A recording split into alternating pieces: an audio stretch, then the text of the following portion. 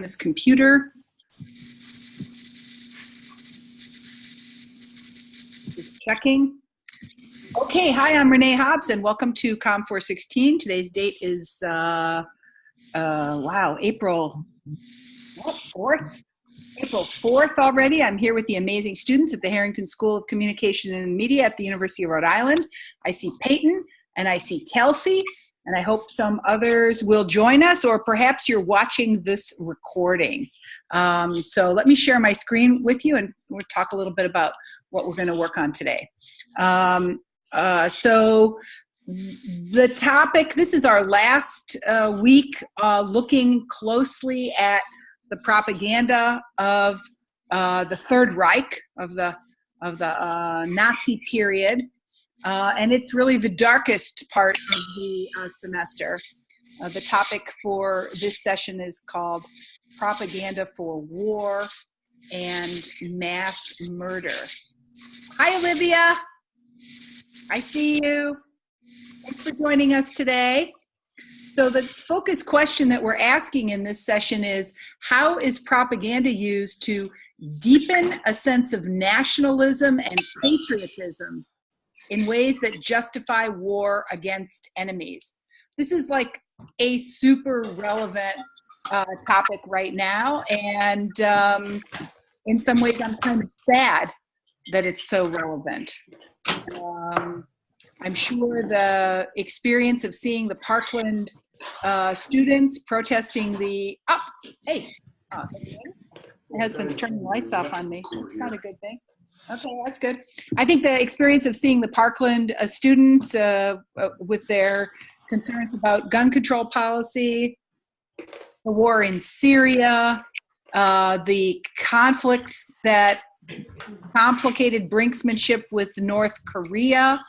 I mean, your generation is growing up with a lot of uncertainty, right, about war and peace. And I think it's a complicated time to be a young adult now with the, very strange political scene that we're in. Of course, we're seeing how nationalism and patriotism are used to support policies regarding immigration, right? And that is a fascinating and important problem. But in a way, this week we're looking backwards to the time between 1940 and 1945, when Hitler was really ramping up the killing machines, the genocidal work in the concentration camps. And in our reading of chapters 4 and 5 in State of Deception, these themes were really clearly evident. And I was thrilled to see in the Pathwrite this week, so many of you wrote about some of these themes. So why don't we just take a look at that list? 1, 2, 3, 4, 5, 6, 7. There's 7 topics there we could discuss. If you had to pick one for us to consider in some detail, which one would you want to focus on? Let's say I've forced you to choose one to talk about. Which one do you want to talk about? I think denazification was very interesting. Cool. Tell us more. Meredith, what's up with denazification? Why is it so interesting? Well, the thing that really struck me was when, besides eliminating the presence of Nazi propaganda, the Allies were instilling their own propaganda. And I forget what it was, but there was a quote in the book that said, it's important that this new propaganda we're issuing doesn't look like propaganda, otherwise it won't work, because now they're afraid of propaganda. I thought that was super ironic. We read this whole book about propaganda, and then it's just the Allies. Oh, we have to put out propaganda, but it can't look like it.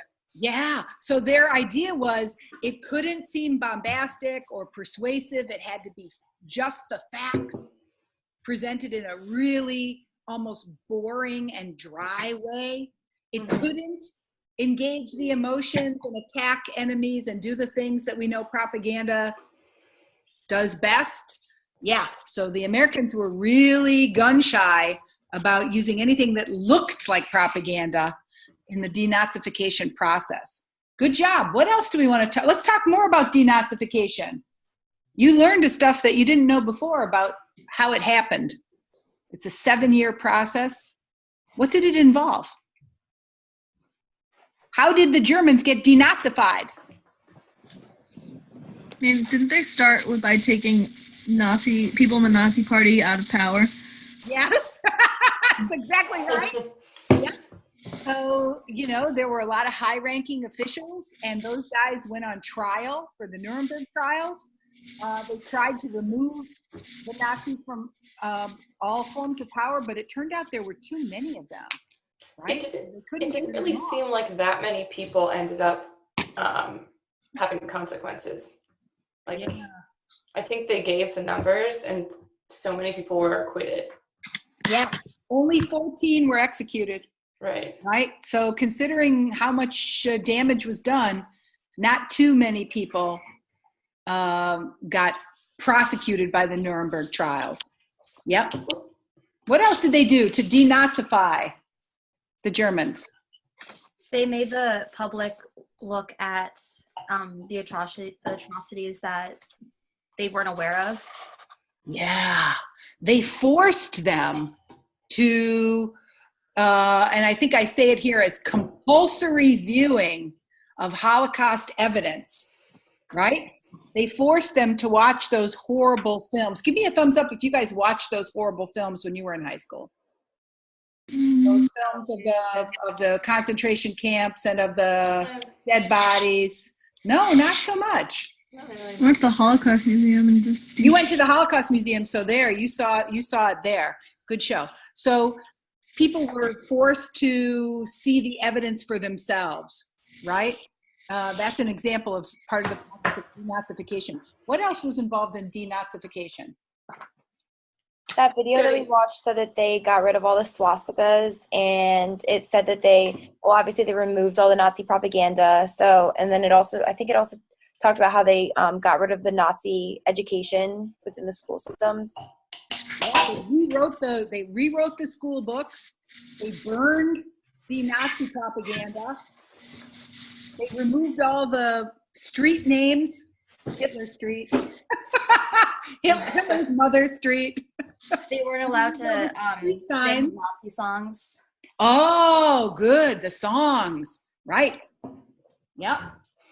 Right. And they rewrote the school books. So the process of denazification was intentional and strategic. But now some people would argue, was denazification propaganda? Why or why not? Meredith started us off by saying it kind of was. Yeah, I think it is. Yeah. I mean, it's like ironic because even though you're working for like a good cause, all of that stuff is still manipulation. Right. Where they have to, like, if they had to convince the people in the German public who claimed that they were ignorant of everything that was going on, like forcing them to see those videos and changing their minds, even though you can say that obviously was the right thing to do, it's still manipulation. Yep. Okay, that's an argument. Anybody want to argue maybe no, denazification really shouldn't be called a form of propaganda?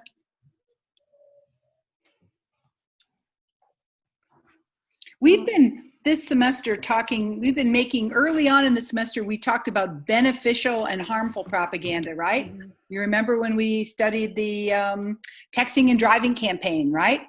So we might say that denazification was a kind of beneficial propaganda, right? And that's one way to also think about it. Other people would probably, some people would probably say no, because it focused on providing information and education. It wasn't propaganda. Uh-oh, hold on here. Let's see if I can get rid of that. What's going on here?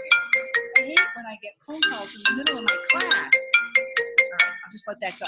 So some people would say it's not propaganda, it's education or it's information. And I think that topic was hotly debated at the time. But tend to agree with you, Meredith. I think it really was propaganda. And I think it is absolutely fascinating that maybe you fight propaganda with propaganda. But there are certainly some risks involved in doing that, aren't there? All right, let's pick another topic. Which one of these other ideas should we talk about? We got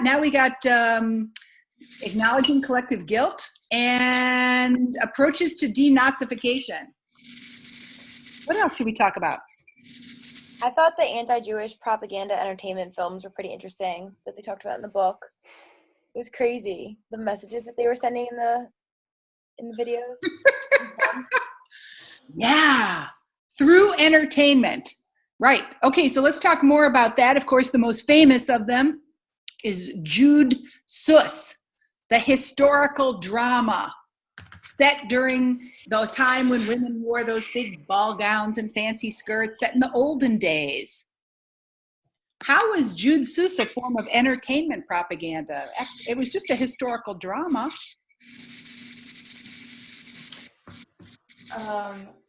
Well, I thought about this when we watched the documentary before about whether or not these films should be banned.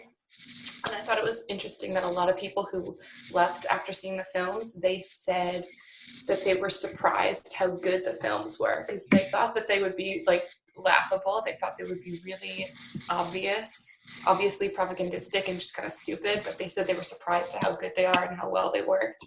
And I think like that's what makes it more scary is because you'll watch it and you're not aware that it's manipulating you, but it'll just kind of plant these seeds in your head. Yeah, because it's such a good story. Right? The drama of the story and the characters and the heroes and the villains is, like you said, planting ideas in your head, but you're not thinking about it as, oh, they're trying to manipulate me. Right. But like you might even watch that movie and not even reflect on it afterwards, but just as you go forward, you kind of will have that negative connotation like within you. Yeah. I think that form of propaganda is really fascinating. And of course, we have examples of that propaganda in our entertainment culture as well, right? So where ideas about immigrants, ideas about poor people, ideas about women, ideas are planted through entertainment, right? But we don't think of that as propaganda. So what was interesting, the book said that in some ways that form of propaganda through entertainment films, was more effective than when they did documentaries about Jews, like the famous film The Eternal Jew, which was like a documentary about, very negative stereotypes. Entertainment films were more effective than nonfiction documentary stories. Okay, so let's talk about this one. I don't know exactly how to pronounce this. I don't speak German. I think it's Theresienstadt. Theresienstadt. This was the fake concentration camp. Do you remember in the reading about that? What do you remember about the idea of the fake concentration camp?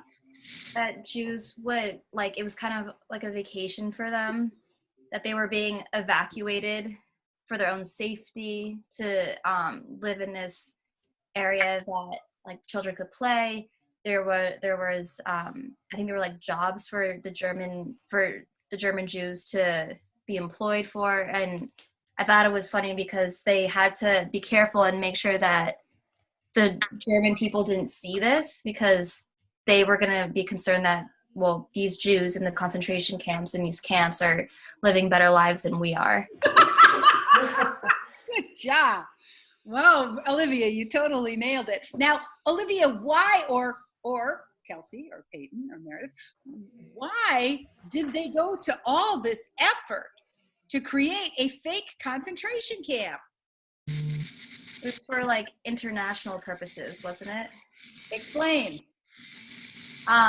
So they could tell like other countries that yes, we are, evacuating the Jews, but it's for their benefit, and they're not coming to any harm. We're not killing them. They're just living in separate areas than the rest of the public. Got it. So it really was a way to create an unreality for the foreigners. Right? Now, what's really interesting is online, there are all of these really interesting survivor stories, memories of some of the Jewish people who were placed in Theresienstadt as props, where they were children, the ones who are survivors now, they were all young, right? So they were all children, and they would explain how, oh yeah, I was put on a bed and I was asked to read a book, and then they took pictures of me reading a book on the bed, right? And these are survivors who remember being kind of used as unpaid actors, right, in the making of the propaganda media, right? It reminded me a lot of The Boy in the Striped Pajamas, that movie. Tell me about that. Tell me about The Boy in the Striped Pajamas. It's about a little boy who moves with his family to the countryside, I think. But there's a concentration camp, like basically in their backyard. And the little boy befriends this other Jewish boy who is part of the concentration camp. But he's really conflicted because what his father has been telling him and like what has been shown to him is probably this camp. Like he was like, well, he goes over to the other side. The little boy gives him a uniform and he crosses the fence and he's like, well, where are the games? Where is the food? Where is the where are the recreational activities, pretty much? And he ends up dying.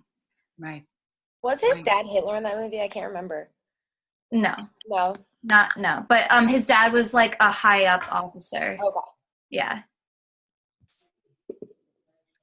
So in some really fascinating way, the idea of fabricating a hoax around the unreality of the Holocaust is absolutely one of the creepiest and most. Let's make sure that never happens again.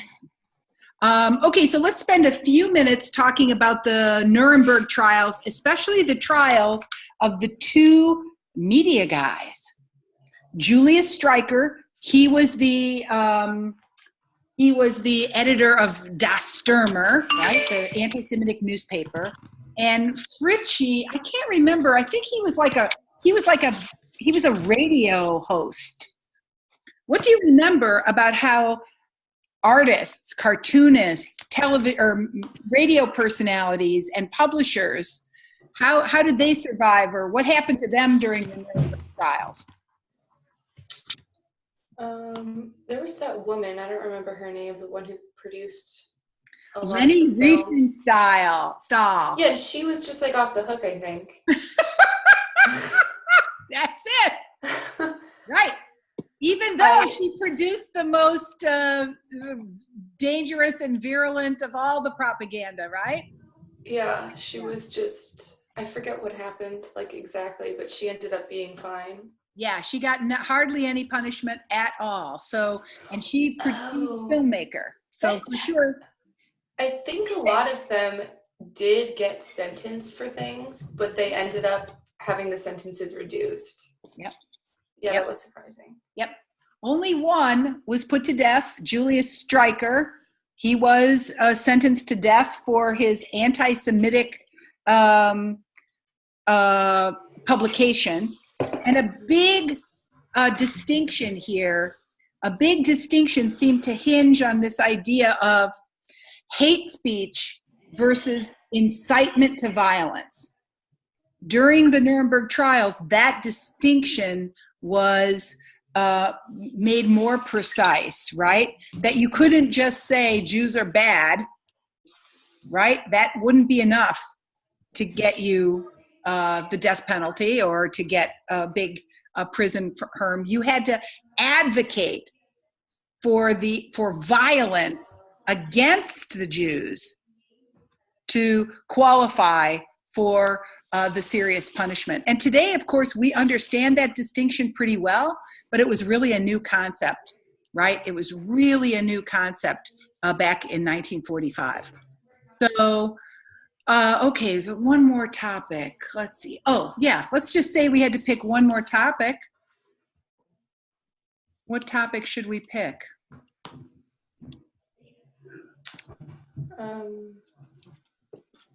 I'm putting the screen back up here just to review. Oh, hey, let's talk about this one.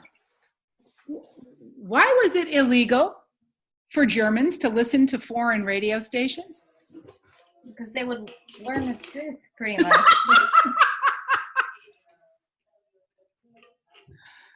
They would figure Nice, out nicely what was put. going on.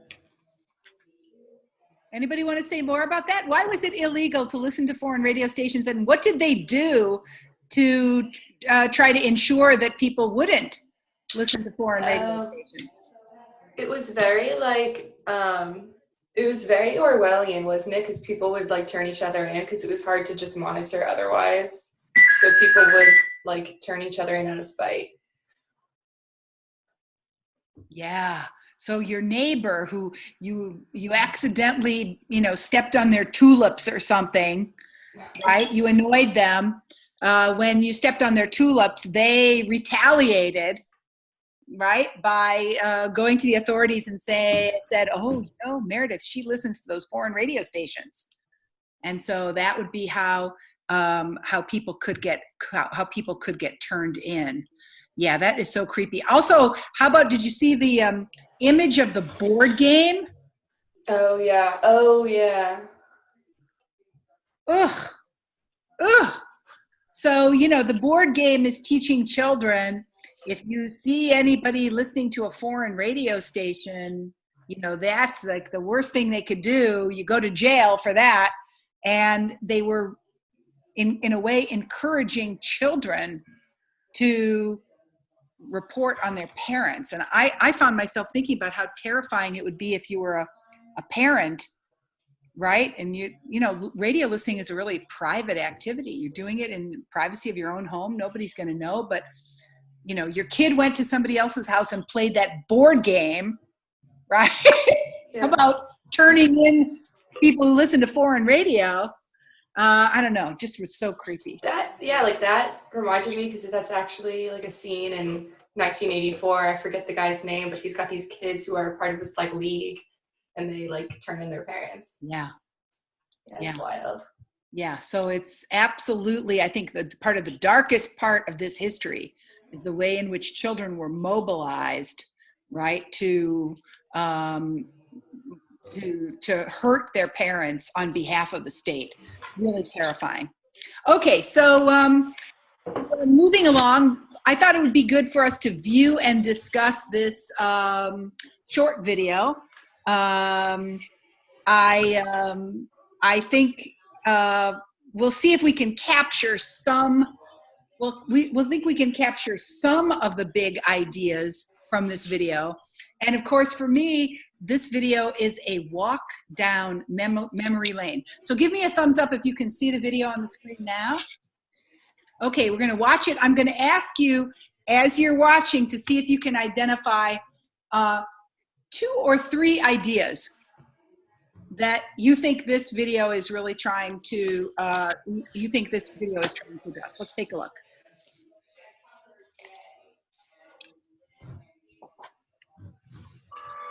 The Holocaust did not have to happen. It could have been avoided. The Holocaust did not start with murder. The Holocaust started with propaganda.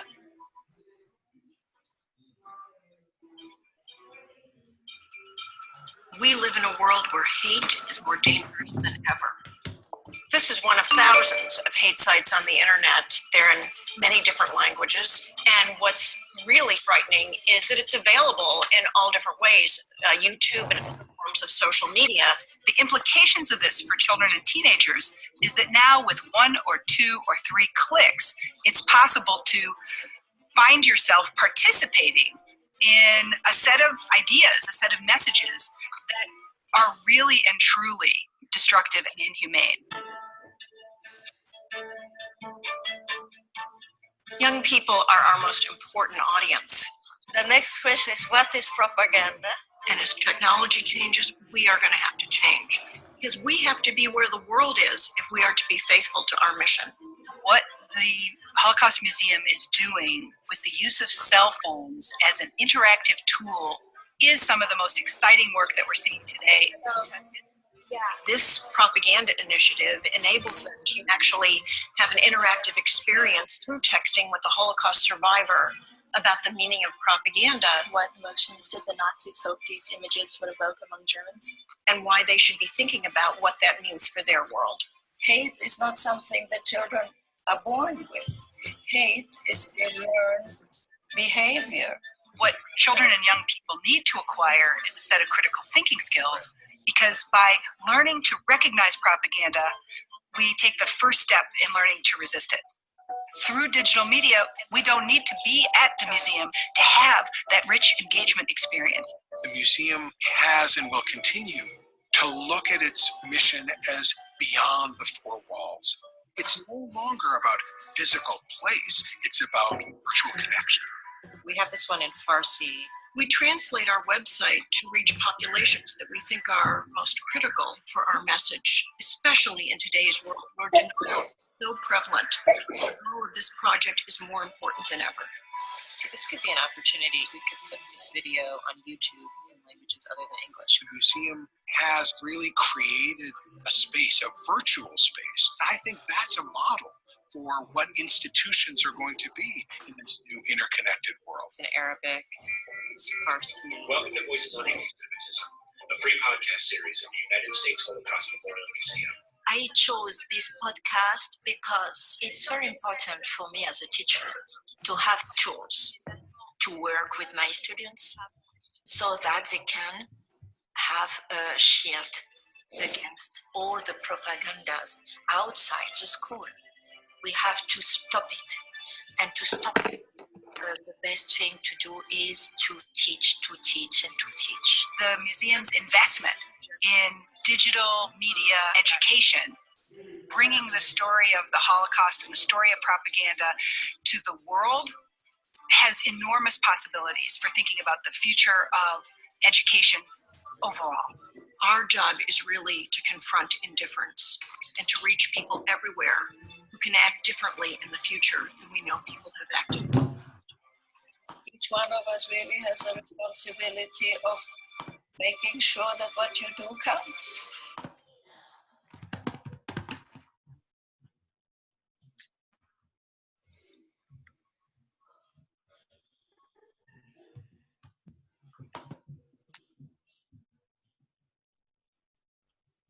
Okay. Wow. So for me, that's a big trip down memory lane, right?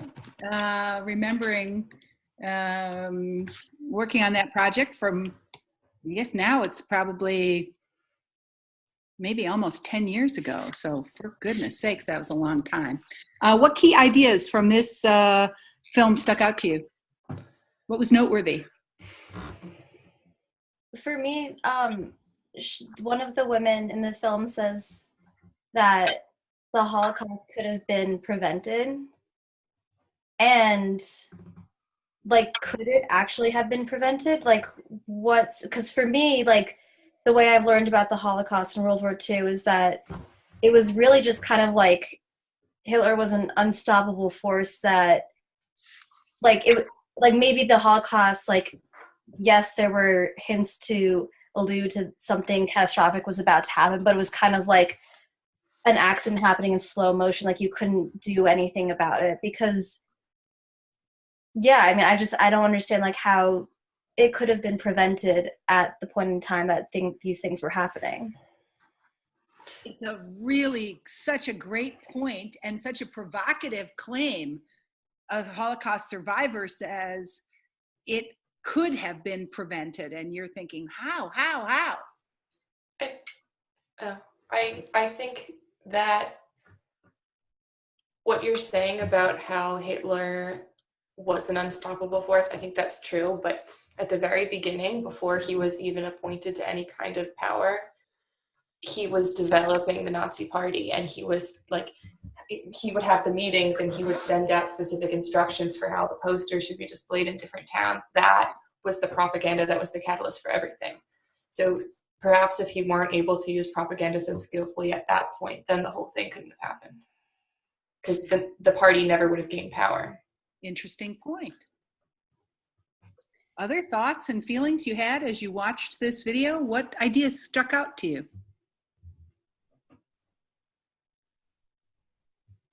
I think it's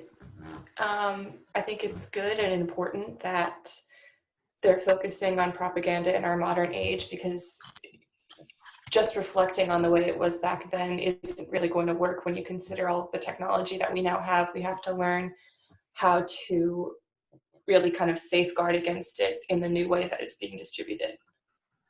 Yeah, and that's really hard for a group of historians to do. One of the things my experience was is the folks at the Holocaust Museum, they're historians. So when you look at the past, you look at the past, right? And thinking about hate speech today, right? This is not the business of historians, but they feel like they have to be paying attention to that. What other ideas came out from that video that you want to that were noteworthy to you?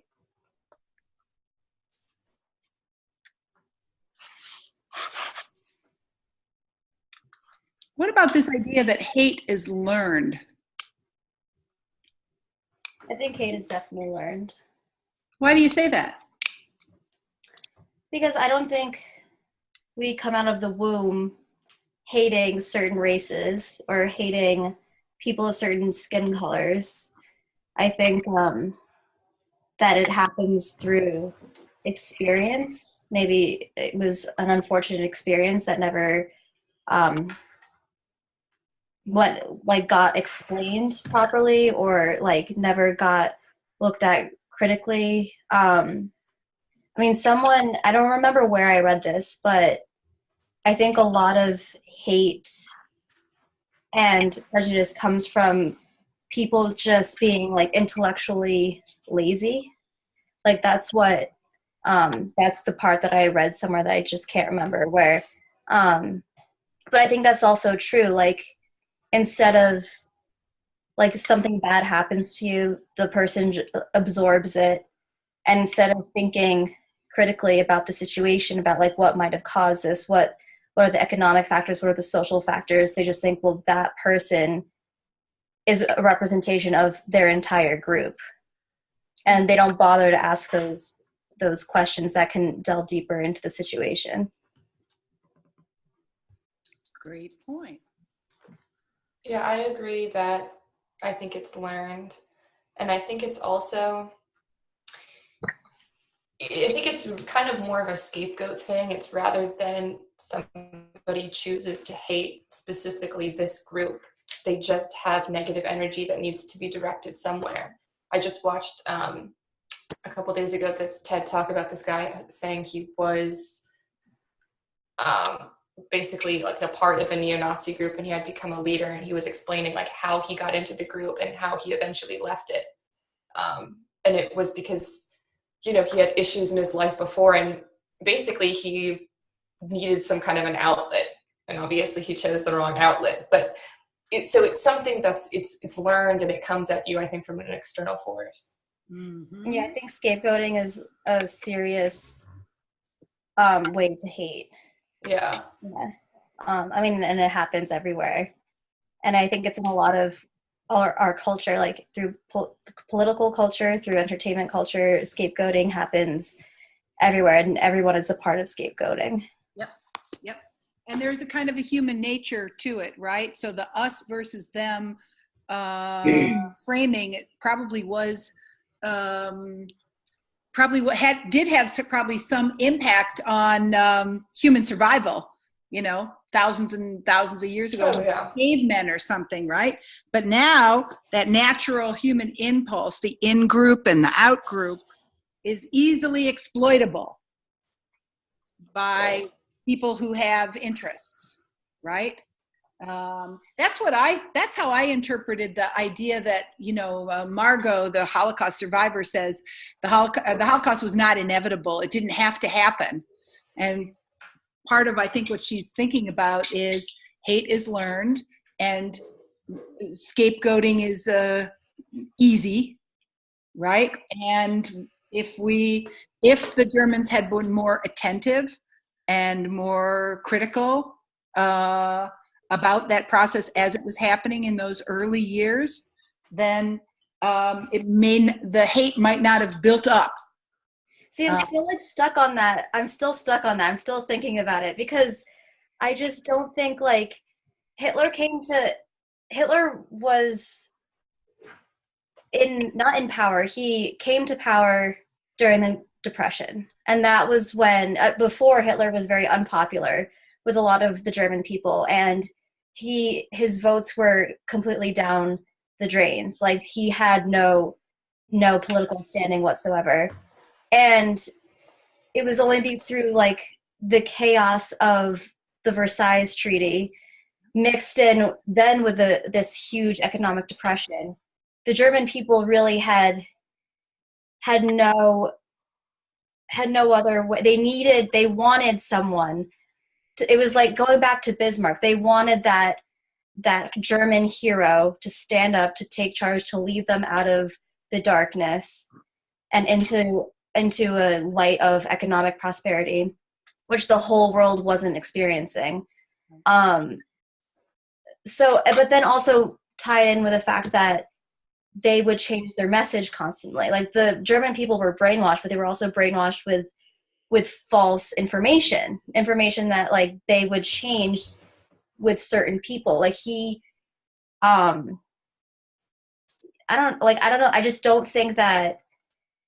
I think maybe him being appointed by the president could have been stoppable, and at that point that could have been stopped. But I don't think since at the point that Hitler became elected, then it was unstoppable. I think it was just inevitable. I think that because even America didn't even become involved. If it could have been stopped, it could have been because of America intervening sooner, but we didn't. And we kind of kept our noses out of it until we personally got attacked. So I just think that, I don't know, that phrase, I was just thinking about it. I couldn't stop thinking about that. Yeah. What's so interesting, Olivia, is that, and historians love to play this, it's like a drinking game. It's a historian's drinking game, which is what if, yeah. what if. And most of the Holocaust historians have to go all the way back to Versailles. So that was a really insightful thing. They say, if the Germans had not been screwed so royally. They essentially were. For people who don't know, the Versailles Treaty, they took away all of Germans. They took away territories, they took away their army, they took away their naval base, their air forces. They didn't have use of modern army technology whatsoever. They were basically wrung out to dry, which caused so much anger. The anger and frustration developed so much further back before Hitler even came into the picture. Yeah. And that scapegoating idea where they needed a scapegoat and the Jews were just happened to be there. I don't know. I really don't think that the Holocaust could have been prevented. I think Hitler could have been prevented, but I don't think the Holocaust could have been prevented. Such a really interesting, thank you for sharing that. That's a really interesting insight. And of course, as you're talking about that, I'm thinking about in our own country, about the long-lasting impact of slavery, right? Yeah. How we are still coming to terms with that action from so long ago, and its incredibly horrible consequences. So that whole idea about hate being dangerous and and having long-lasting and just enormous cultural consequences. It's a really, in a way, this section of the course really suggests the real dangers of propaganda in the context of human hate. Now, I wanted to talk about one part of this video, which of course was the most interesting to me as the consultant on the Holocaust Project about contemporary propaganda. You know, this is really where my interest in this topic really started.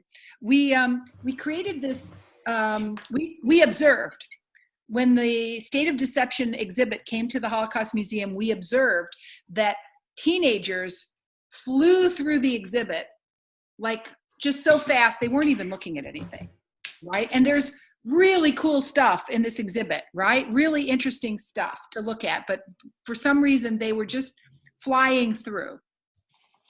And so that's what inspired us to create this interactive exhibit where we took the Holocaust survivor and had her like interacting. And so she was kind of saying, what do you think about this? And what's your opinion of this? And you could text in your answers, right?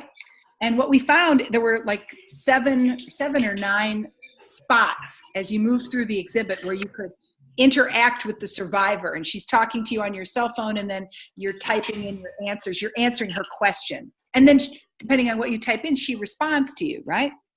We found that kids who used that cell phone to move through the exhibit, they stayed 4 times longer in the exhibit than kids who didn't use the cell phone exhibit. And so the first thing we noticed is that it seemed to structure their attention. So teenagers who were going through the exhibit stopped and stayed and looked and learned more from the exhibit. And of course that's made me fascinated at how museums and other cultural institutions can use cell phone as a form, as an educational addition to museum culture. Now, have you guys ever been to a museum where there was a cell phone exhibit, or wherever you were sort of encouraged to use a cell phone in a museum setting? Yeah, but I don't know if it's actually, like, I think you have to be careful in how you talk about, like how you reflect on it afterwards, because people might be using the interactive stuff, but they're still not caring about the information. I went to this one museum, the Hygiene Museum in Dresden, and they had all this kinds of really cool interactive stuff, and there were a ton of teenagers who came through. But they're just like fooling around with the stuff. They're not like actually looking at the information. They're just like pressing the screen. So I don't really think it's like you can bring a horse to water, but you can't make it drink. You can't make people want to learn the information. They either want to learn it or they don't. You've got a good point, right? That if it's just the novelty effect of playing with the technology, then that's not going to really support the learning. Like if you said they stayed 4 times longer in the museum because of the cell phones, how is it? It's probably not they stayed 4 times longer because they were more engrossed. It was just, that was the physical time it took for them to actually use the device. I think that's where the extra minutes come from. Right. Not more interest. Right. It's true. We don't know what caused them to stay longer. Was it just the device, or was it interest, or both? But it's really true that certainly we don't think that cell phones are a panacea for addressing the problems of museum education. And I think I agree with you that I have seen badly designed exhibits that don't work as effectively. I think it's a place where we need more experimentation, right? We should probably keep learning about how to use cell phones in the context of museum education.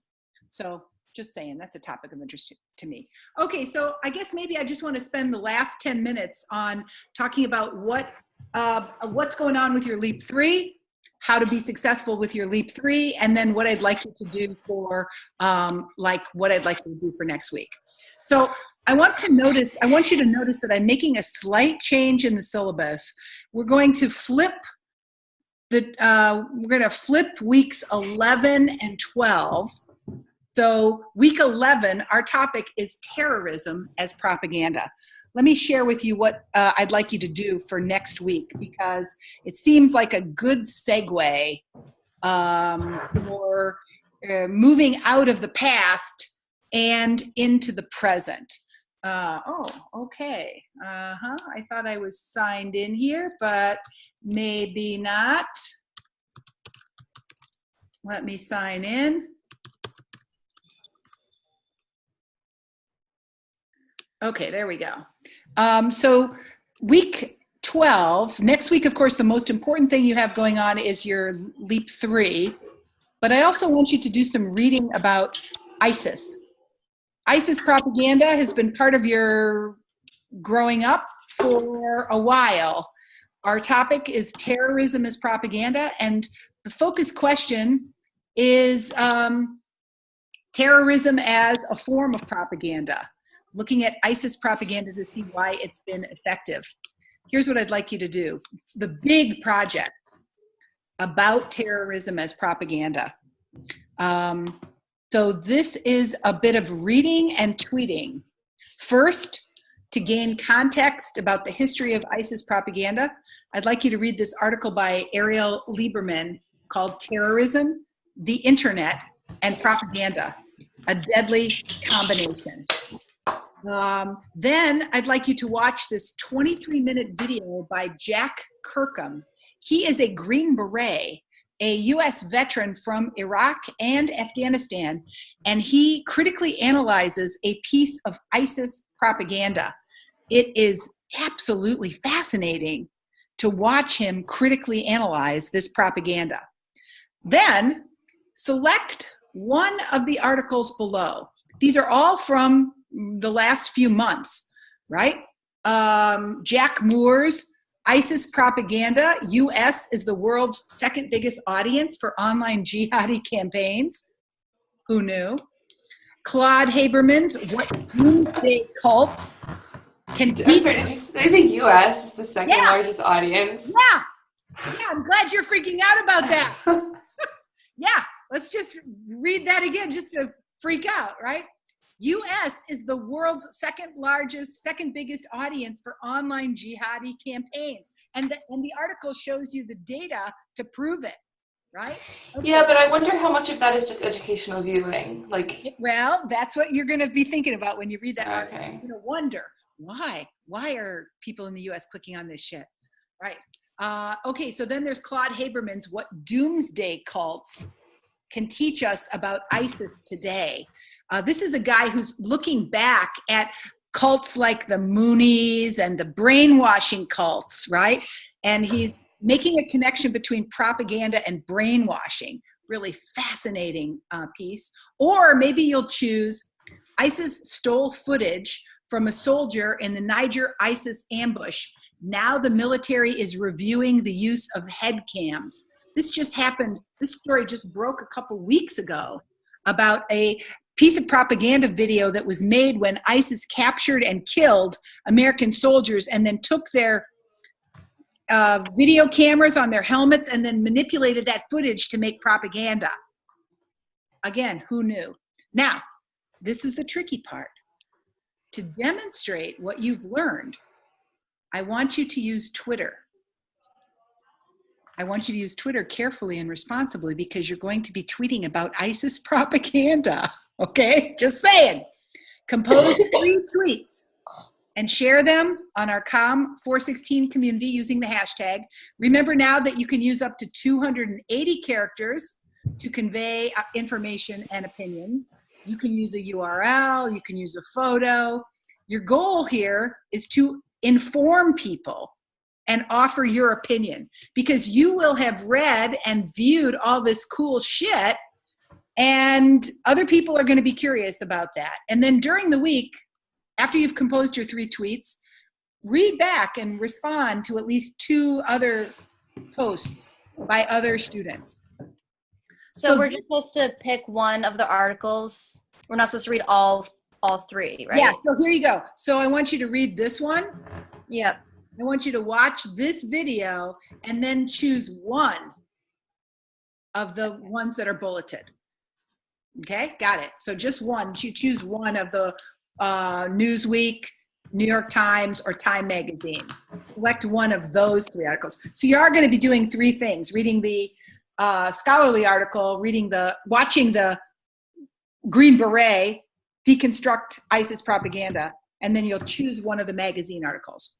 Okay, so that is really the big project. You can see that it's worth 20 points, right? So that is the really big part of what I want you to do. Now, your LEAP 3 is due.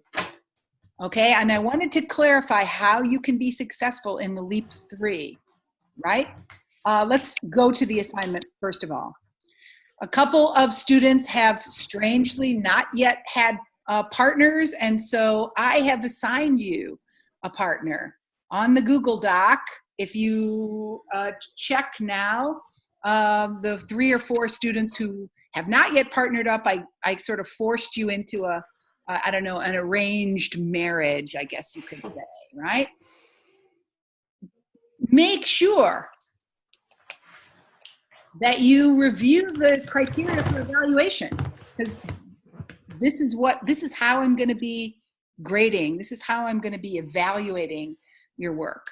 I'm looking for your academic essay and your infographic to engage in this practice of comparing and contrasting, right? Your examples are going to be well chosen. You're going to be critically analyzed and made connections to what you've been learning in the course. Your academic paper should be well organized and use all the conventions of an academic essay, right? Including an abstract and keywords and a works cited list. Now, I want the academic essay posted as a linked Google Doc with open editing. So that means you're gonna upload your Word document to your Google Drive. You're gonna hit the share button so that you share it so that I can comment on it, right? So you're gonna allow people to comment on it. And then you're gonna put that link on your blog. So it'll say, my academic paper, click here. And when I click here, I'll open up a Google Doc. Now your infographic is also going to be posted to your blog. That, of course, is going to be visually appealing. It's going to use principles of effective visual communication. It's going to communicate the comparison and contrast idea, right? And they're all going to be up there, but don't forget this last part. Next Wednesday, you're going to email me a short email that says, here's how I worked together with my partner. You're going to say, she was a pain in the ass. I had to do everything all by myself. She was a total loser, and what a nightmare it was. Or you're going to say, what a great pleasure to work with my partner. We managed to work it out. She's got talents. I've got other talents. She did this. I did that. It was a joy. Okay? And then after you email me, I will send you a 5-question survey. Because in this case, I think it's totally unfair. If you do all the work and your partner is the slacker, why should you both get A's? Right? Doesn't seem right. So in this case, I'm going to use the email and the confidential survey to help figure out, how to be fair with this group project. Okay, so what questions do you have about LEAP 3? I have a question about, not about LEAP 3, but about the quiz we took. How do we check our grades for that?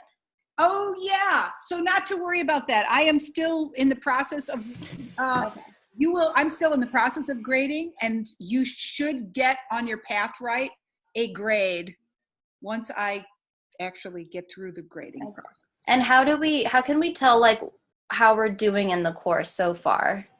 That's a really good question. Let me show you how I find that out. Hold on, let me move this over.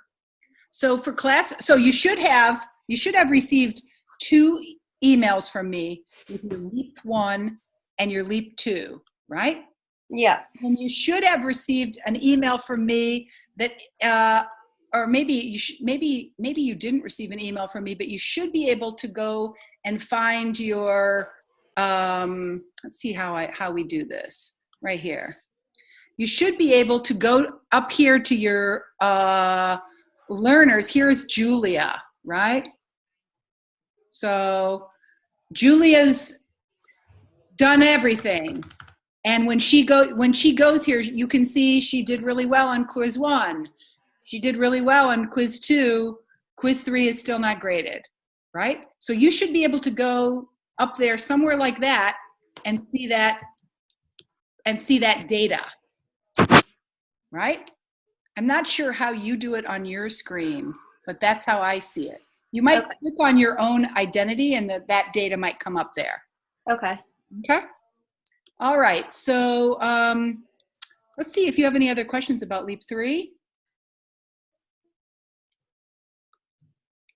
Okay, so then let me just check on this one more thing here. Since we are doing terrorism and propaganda next week. Yeah, pretty much that's it. You're going to be really learning to see ISIS propaganda from a really interesting perspective, and especially in light of recent events. We'll have our synchronous class next Wednesday at 4 o'clock, and then your Leap 3 is due. So I think that, and I'm just reminding you here, how to submit the academic essay and the infographic so that I can find it on your webpage. Even though you're working as a team, each of you should put the content on your own webpage.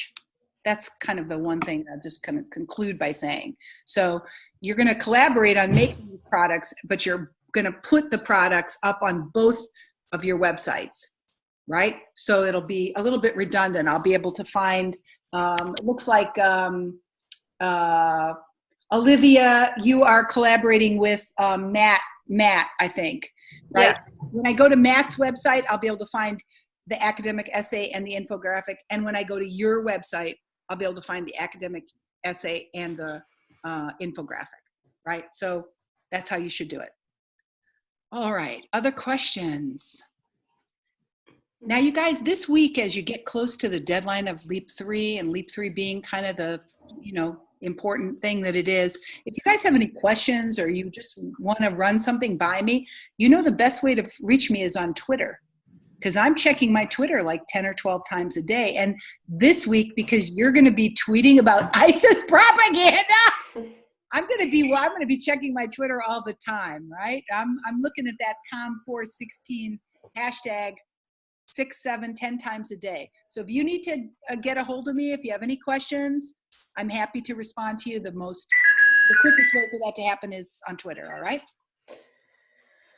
Okay, so thanks for joining me today. Olivia, Kelsey, Peyton, Meredith, you guys totally rock on the class participation zone. I really it makes it so much more fun to teach with getting to interact with you virtually this way. So thanks for joining me today. I'll see you guys next week, all right? Thanks, bye. Bye.